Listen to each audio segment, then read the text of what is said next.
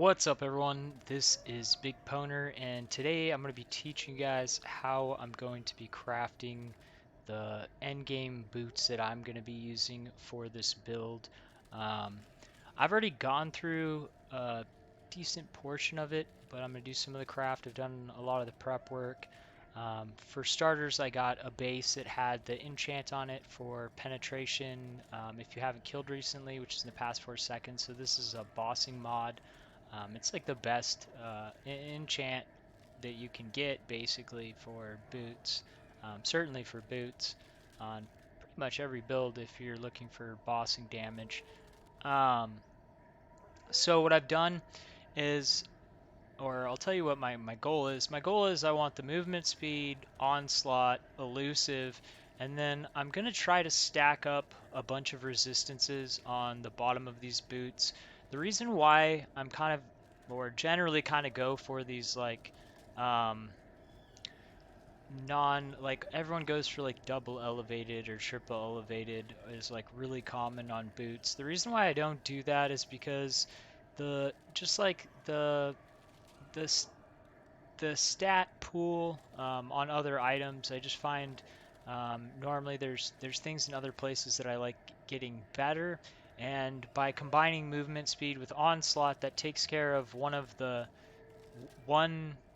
basically thing that you can pick up that's just a good thing to pick up if you can. And it does that at a very small sacrifice to the total movement speed that you could get from that movement speed modifier. The way that I've done it, I've used the Chosen to put my movement speed on there, gotten the Chosen with life, and then I'm going to add elusive, and then I'm going to do rerolls on my bottom to get 2 good resistances. So that's how I'm going to be going about this. There's obviously the much easier way, which is how I did my boots. And I'm going to explain the other way that I normally do so that I can get triple tier 1 resistances on the bottom. That's another way that I go. This way, since I went the Chosen, I'm going to have 3 stats on the top, and then I'll be able to craft one on the bottom. I'll probably do like a dual mod, like resistance with chaos, or I'll be able to craft on, if I need the dexterity, which I need dexterity right now, so I might do just craft on dexterity so I can put the crit on my sword. That would be an option also. So it just gives me some options. It gives me an option by having a stat point on the bottom. The way that I would do, if I wanted triple resistance, what I would do is I would put my influence on if there was anything that I wanted on the influence first. The thing about putting the influence on first, if you're going for like 3 resistances on the bottom, and then you're gonna add, you're gonna craft the movement speed plus onslaught, which is just like the easiest way to get onslaught, and then you still get 20% movement speed, 20% movement speed, up to 12% chance for onslaught. That's what I normally do. That's what I've got on the ones that I'm already wearing. But my bottom's not good on these. That's the reason why I'm restarting. And also I want a different enchant. And then I also wanted a 30% quality on them. These were just something I made really early. Um, which you could do a really cheap version of what I'm doing, basically using this method. You just have to decide how much you want to invest. And then there's like more invest if you want to do elevated. You could just keep on doing you could block the top once you get it up there, and then you can do um, non-influence to influence, and then just keep on trying until you hit um, the elevated mods that you want. Obviously, if you want to go that way, then you would want to start off with the bottom double elevated, and then you would move to the top. But that's not what I'm doing, so I'm not going to go too deep into that. Um, but what I will do is I'll talk through this. So to get these boots to this place, first I got the base with the enchant, then you add the Redeemer influence because elusive is what I really want.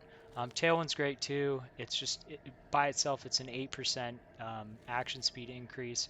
I'd rather have the survivability and movement speed, so that's kind of the reasons why I've gone for that. Is that kind of like boosting chance to avoid all damage. So first I have perfect fossil it, get all the quality on it. Then I went ahead and put on the movement speed. This you can just do by just using the veiled orbs. You basically, your goal is to just get the the correct movement speed on there. You could also go movement speed and cannot be chilled. That would be another good utility if you just want to completely wipe out chilled. I didn't think that was the way I wanted to go because I'm pretty much stuck on using Soul the Brine King, which makes it so you cannot be frozen, 50% reduced effective chill, 30% stun and block recovery, can't be stunned in the past 2 seconds. I'm basically just picking that for the cannot be frozen. Otherwise, I'd have to get cannot be frozen somewhere else, or I'd have to have it on a flask. And I only want I like my flasks how they are, and I'm probably going to wind up with only one non unique flask when I'm done tied in with everything. So I kind of need that. But if you wanted to pick up cannot be chilled there, that would be another option. You could go the 30%. So this is the more expensive way to do is to go for the chosen because you're going to have to spam it. Then you're going to have to try and remove anything on there. Like every time you get it on there, you're going to have to try to remove it. If you want to have high life and that, then there's a couple ways you can do it. One is to just keep on plugging away on it until you hit life with the chosen. That would be one way to do it. The other way would be you could roll a tier 1 life on it. Then you could use a block and do the veiled orb to get it on there. Or you could just use the veiled orbs till you hit it with life. That could take a while. Obviously, the more direct route is to get the tier 1 life and then just use the chosen, the veiled orb with the prefix being blocked. The other way that you could do it is you could get the HP and the elusive on there first, and then try to put the chosen on there. All these different ways. I mean, you can pretty much pick what it is that seems best to you. The thing that I will say is elusive is the easiest thing to put on because we're guaranteed to be able to put it on in one shot. That's the reason why I'm doing it at this stage, and then I'm going to finish the bottom, which I'm going to have to reforge this to get an open suffix. I've already got that set up. So we're going to do reforge item, keeping all prefix. I just need one open suffix. So we'll go ahead and do that. It doesn't matter what I wind up with. So I've got that on there, and you notice that I've got a blocked prefix mod on there. You have to make sure that you block the prefixes when you do that step right there. The reason why is because otherwise there would have been a chance when I did that reforge that it would have filled that in. So make sure that you have something blocking that. So now I've got an open space to do my block on the bottom. So now I'm going to put on the elusive. I cannot do this yet. So this is guaranteed one shot. It's going to go on 100% of the time. The reason why, I'll bring it up, is because, where is,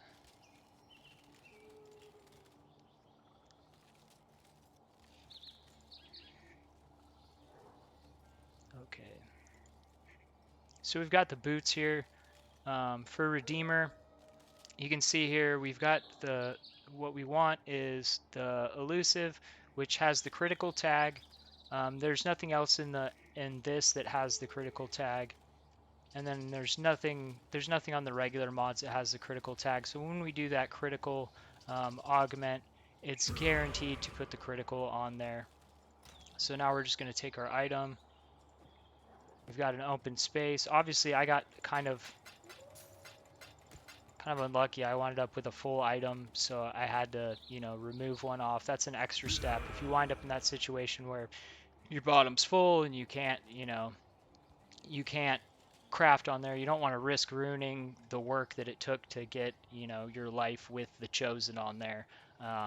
So yeah, you don't want to do that. So now we're going to do the prefixes cannot be changed.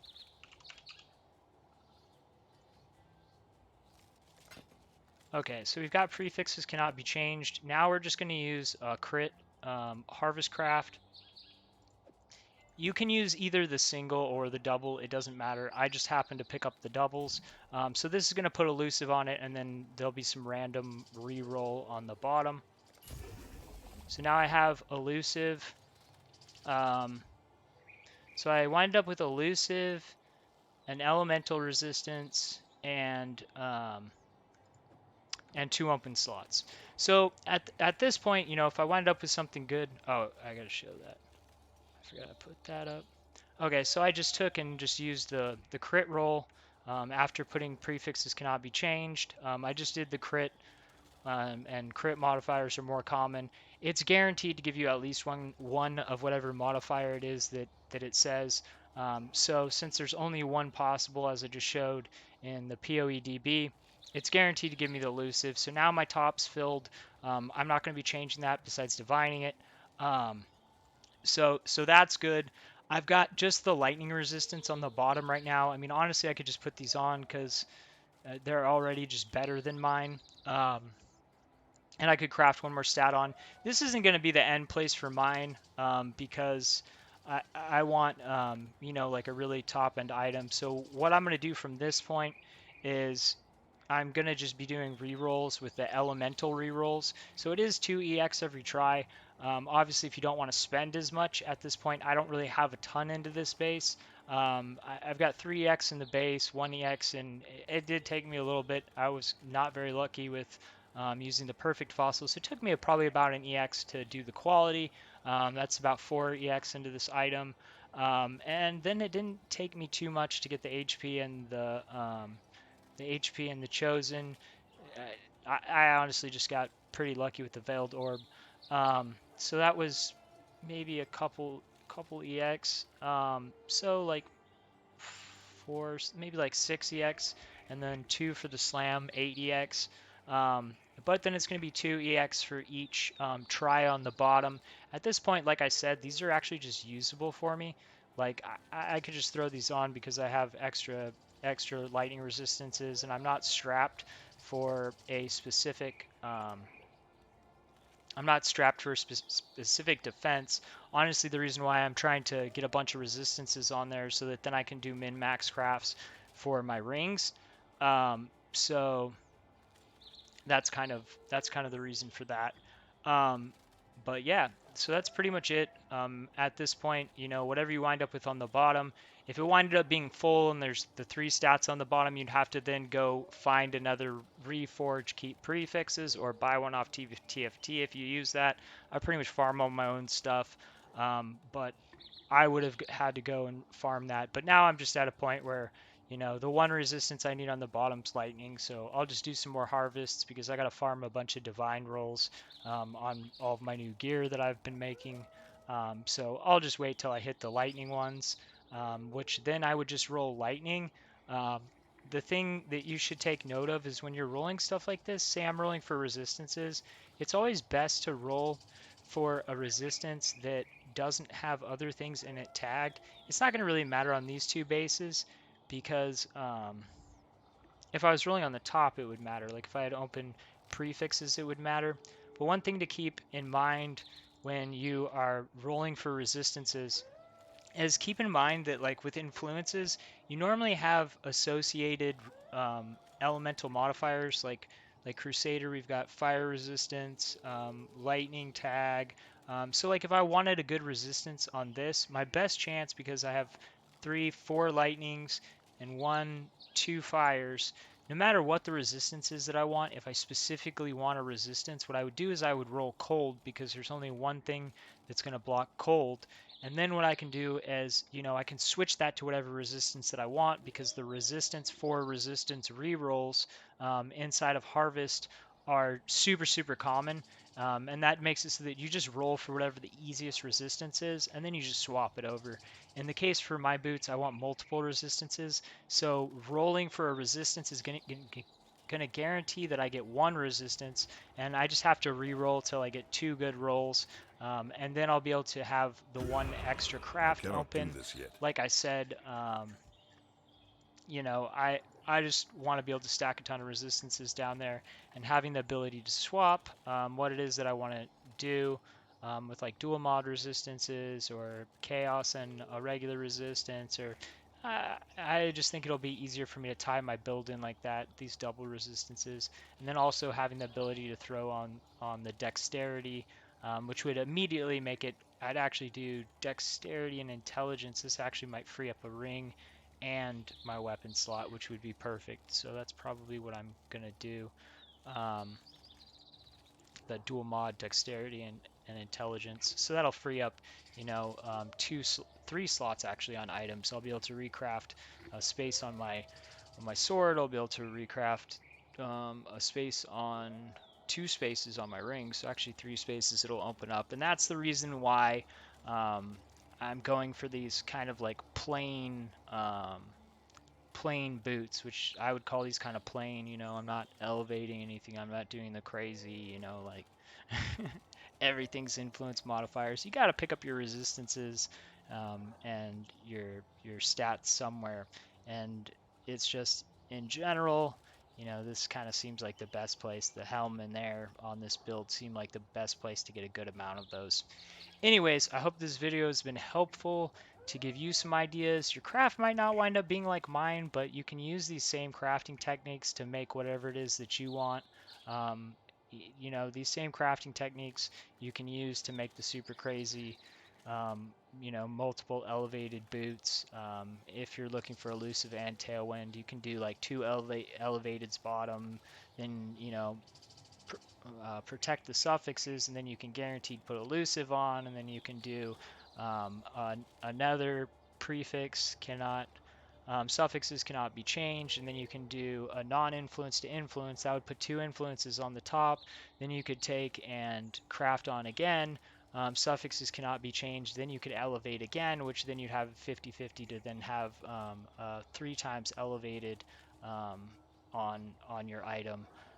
So that's how people do the triple elevation. It's kind of the same process. You start with the stuff that you can't put on um, as easy as this guaranteed put on, and then you put that stuff on first, and you start on one side, and then you focus on putting on the stuff that you can guaranteed put on, and that's how you're able to craft really good items reliably.